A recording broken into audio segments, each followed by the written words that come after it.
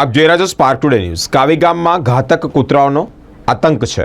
જંબુસર તાલુકાના કાવી ગામમાં છેલ્લા કેટલાય સમયથી કૂતરાઓના ટોળા તેઓએ આતંક મચાવ્યો છે। રાત્રિના સમયે આ કૂતરાઓ પશુઓ પર હુમલા કરે છે અને પશુપાલકો આ એક ગંભીર સમસ્યા બની ગઈ છે। ગામમાં 15થી વધુ કૂતરાઓનું એક ટોળું સતત ફરતું રહે છે, જે ખાસ કરીને વહેલી સવારે અને મોડી રાત્રે બકરા તેમજ અન્ય પશુઓ પર હુમલા કરે છે। 7 બકરાઓનો આ બાબતે ભોગ પણ લેવામાં આવ્યો છે। ત્યારે કોઈ મોટી દુર્ઘટના ઘટે તેની શું રાહ જોવાઈ રહી છે, કારણ કે આ જે કૂતરાઓ છે તે બકરાઓ પર હુમલા કરે છે। બકરાઓના મૃતદેહ પણ મળી આવ્યા છે। સમસ્યા ઉકેલવામાં નહીં આવે તો ભવિષ્યમાં મોટી જાનહાનિ થાય તેવી પણ શક્યતાઓ છે। ત્યારે લોકોની સહનશક્તિ પણ ખૂટશે। તંત્ર સમયસર કાર્યવાહી કરવી જોઈએ તેવી કાવી ગામના લોકોએ ચિંતા વ્યક્ત કરી છે।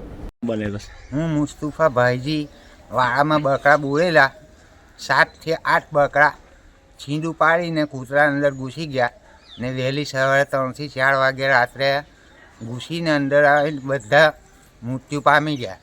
કેટલા બકરા હતા તમારા 7 થી 9 ને કૂતરાઓનું ટોળું કેટલું મોટું? કૂતરા 15 કૂતરા હતા, 12 થી 15 એક કૂતરાનું ટોળું હતું એમ નહીં? તમારા 7 બકરાઓને મારી ખાધા એમ નહીં? ફાડી ખાધા ખાઈ બધા? ખાધા।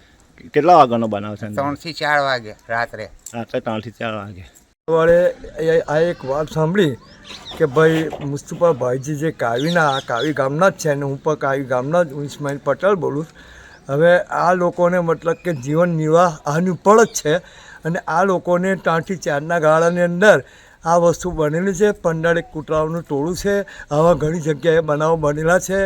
તો આ વસ્તુના માટે પોલીસ લાઇનથી, કલેક્ટર સાહેબ તરફથી, મામલતદાર તરફથી આનો કંઈક મતલબ કે આ ભાઈને કંઈ વળતર મળે એવું કરવું જોઈએ, કેમ કે જીવન નિર્વાહ જ આ લોકોની એની ઉપર છે અને બિલકુલ નિરાધાર લોકો આ બની ગયેલા છે। 7 એક બકરાની કિંમત કેટલી હશે અંદાજિત? એને લગભગ બધા થઈને 7 એક બકરા છે તો એને લગભગ 1.5 થી 1.5 લાખ જેવું મતલબ કે એમનું થાય, કેમ કે આજે બકરાઓની કિંમત ઘણી છે અને એની લોકો કાવી ગામમાં કે દરેક ગામમાં આવા જીવન નિર્વાહ બકરાઓ ઢોળો ઉપર જ હોય છે।